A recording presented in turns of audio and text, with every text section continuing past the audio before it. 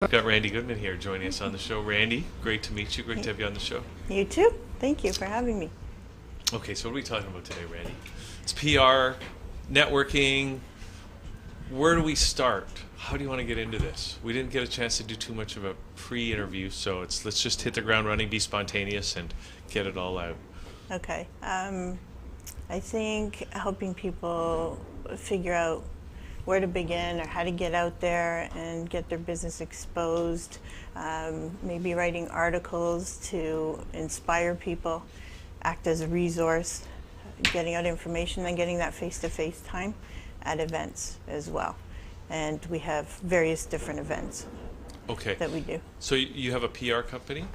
No. Or No. is it a company or what is it? Well, it is advertising using our web, our magazine, and our events.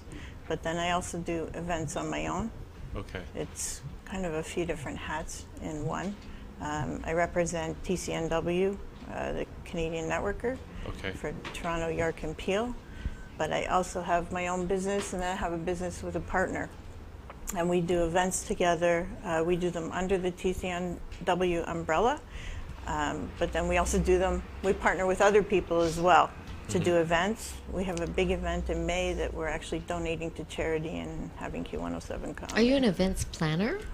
It is doing a lot of event planning, but there's also the advertising online and the article. We don't write the articles, our clients do, unless we go and visit somebody's event. If they invite me to come, then I will go do a write-up and then help promote them. So if it was a networking organization looking for new members or anything like that, they want a little bit more coverage.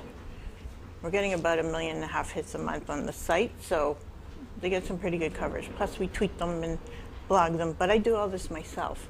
So I'm not using a PR company to do any of this. So you're like a PR company yourself, yeah. sort of, right? Yeah, it's very time consuming. That's the thing about PR. So, okay, so you're working for the Canadian Networker. You've got a business with somebody. What business is that? Entrepreneur Connections. So I have a partner, Mark Littman, who helps run the Toronto region with me under the Canadian Networker, but we'll also be doing events under the Canadian Networker, but also on our own. And then I have my own company, which is Networking Gone Crazy, because I also have Peel Region and York Region under the Canadian Networker, and then I'll do some events on my own as well without anybody else. So it's a lot of helping businesses promote and connect with new people. So is it mostly networking, but of course some of that involves the PR function, right? Yeah. So that's kind of an interesting title or name for a company or for an enterprise, Networking Gone Crazy. I mean, It's a big fun. was that your first choice for name? For my company name, yeah. Yeah? Other than the numbered company, yeah. Yeah. So why Networking Gone Crazy? Just because it's fun. I don't like the ordinary, mundane, it's maybe not the most professional looking name. Using Entrepreneur Connections is the one we use most of the time. That's very professional sounding, very serious and professional. Yeah. Whereas Networking Gone Crazy sounds like, a little bit of fun. It's out of control. Well, it is, because you're doing all sorts of different networking. Yeah. And it can happen in any capacity. So. Do you remember before there was networking? Before somebody invented networking? You know what? There was always networking. No. It's just that people didn't call it networking. It was invented it's in called the 70s. schmoozing. In the 70s, it was invented by Jerry Rubin. Invented networking in the 70s. Do you remember that? Mr. Drugs, Mr. Nope. Politics. I was younger then. But you should hear about it. Well, you know what? I have to say, I've gone to certain networking events, and people say, "Oh, you'll get so much work, Marla." Blah blah blah blah. I come home with a stack of business cards, and that's it. I have to go through them and throw them out all the time because I have never gotten anything.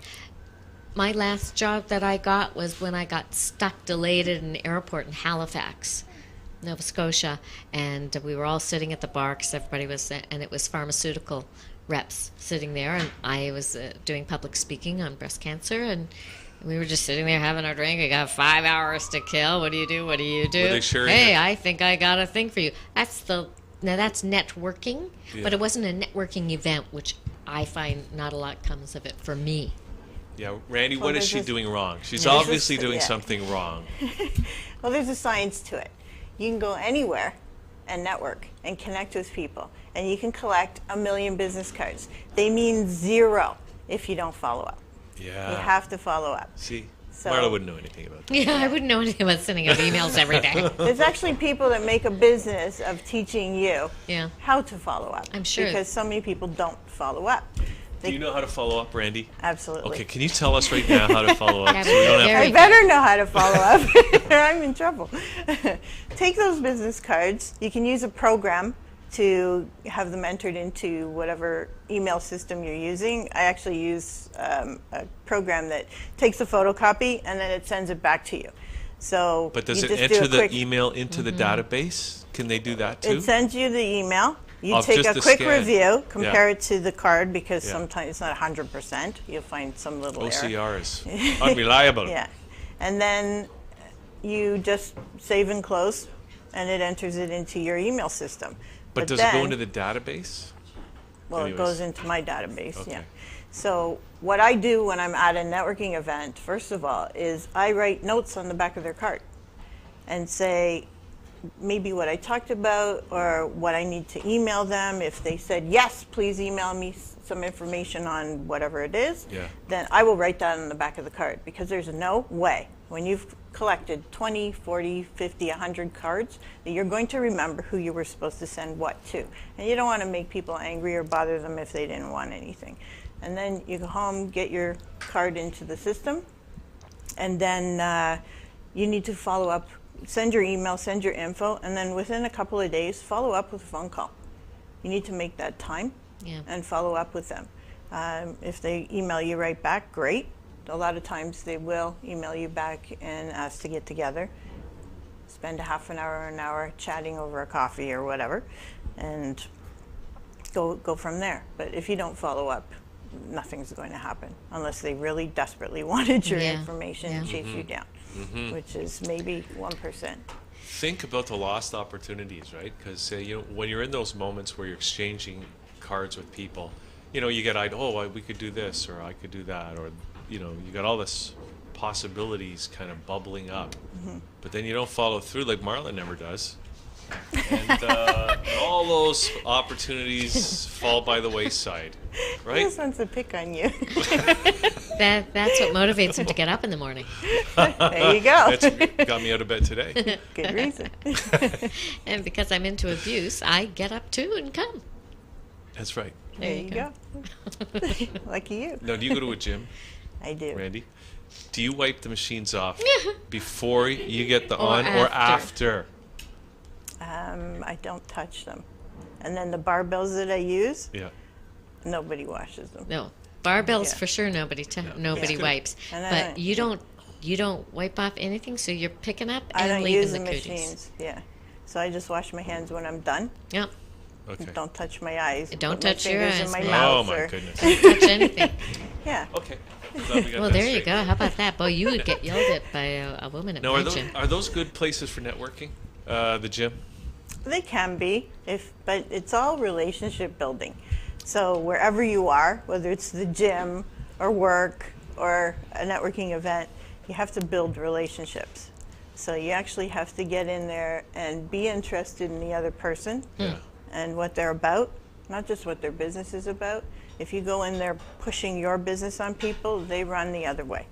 You need to be interested in what they do, who they are, build that relationship, and once you've established that trust and that relationship, then people will start referring you or doing business with you. It's not, hey, I'm great, I'm wonderful, and you have to buy from me. It doesn't work like that. People will not. They'll literally run the other way. Yeah. I know. Is that your problem? Have you been Well, here's my have you problem. been squawking too much No. about yourself? I'll tell you what my problem is, and this is I'm guessing, Randy, this is probably a problem for a lot of people. They go to these networking events, and they don't feel like talking to anybody, or they're not real proactive at going around meeting people. You know, like when I go, I just usually hang out with my friends, and then maybe I'll get lucky and talk to a few people, but that's about it. You know? Yeah. Well, if you want to be successful at a networking event, Yeah.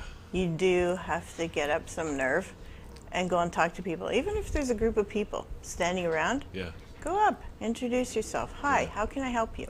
But what's your, what should a person, should they have an objective in mind when they're at a networking event? Should they keep something like that in mind, or what's, kind of mindset should a person have? Well, they could have a goal. Maybe if they're a shyer type person, they could have a goal and say, okay, I am going to speak to at least 5 people, or and get to know one person. If you get to a really good connection, at least one at a networking event, that's great. If you walk away, you can walk away with as many cards as you want. If you made a really good connection as well, then that's key. So I think if they went in with that kind of a goal, and said, yeah, I'm going to do this, question themselves, why did I get up? Why did I get ready? And why did I travel here? Yeah. Right? I came here for a purpose, so let's use it wisely and get it done. It's hard sometimes, but or they can single out another single person in the room and approach that person. Yeah. Sometimes it's easier to approach a person who's alone. So if you're standing with your friends, they might not come up to you. But if they see that lady over there or that gentleman over there standing by himself, go and speak to them. Just go up. Hi, I'm so-and-so. Now, do you think, it seems to me there's more and more people these days are entrepreneurial or entrepreneurs, or they're all of a sudden, a lot of people are like self-employed, which keeps the unemployment figures low. Is that accurate, do you think? Do you think there's a lot of people that are, and therefore have a need for networking? Do you think that's true? More so than before? Yeah. I think there were always entrepreneurs out there. I think there's so much more media going on right now that maybe it's just more well known. Mm-hmm. But I'm not sure of the statistics of if there's more or less. That I don't know. Now, what were you doing before you got into the networking business? Well, I was raising my 4 kids. Wow. 4 kids. Yeah, my 4 boys. Woo-hoo. And I had a couple side businesses just to keep my brain going. Prior to that, I ran a business that manufactured beds. And we had a contract with the City of Toronto. We made beds for welfare recipients. We shipped them, delivered them, the whole bit. I ran that business. And we also made custom beds. Mm-hmm. So it was a lot of fun. It was a great experience as a young person to have. And of course, while I was having kids and raising them, just keeping my brain going, because I have an accounting background. I'm not an accountant, but I have an accounting background. And so now it's getting out into the working world and networking with people and figuring out what exactly I like to do. And I think I found I've always planned events. I spent 8 years planning galas for charity for abused kids in York Region. And I love planning events. I did it for the schools. I did it for all sorts of things, my own personal reasons, and I love planning events. Did it start with private parties and bar mitzvahs and weddings and such? It didn't start with that. That was a component in there in the mix, but it definitely started with the schools, putting on huge fun fairs, taking a regular plain fundraiser into a monster huge event that would have over 500 people attending every year. And then with the charity, doing the galas, I just found it, a lot of people get stressed out with that type of thing, too much going on, or planning it all and making it happen doesn't stress me out. So I do enjoy it. And then planning a couple of bar mitzvahs, onto my 3rd one now. Really?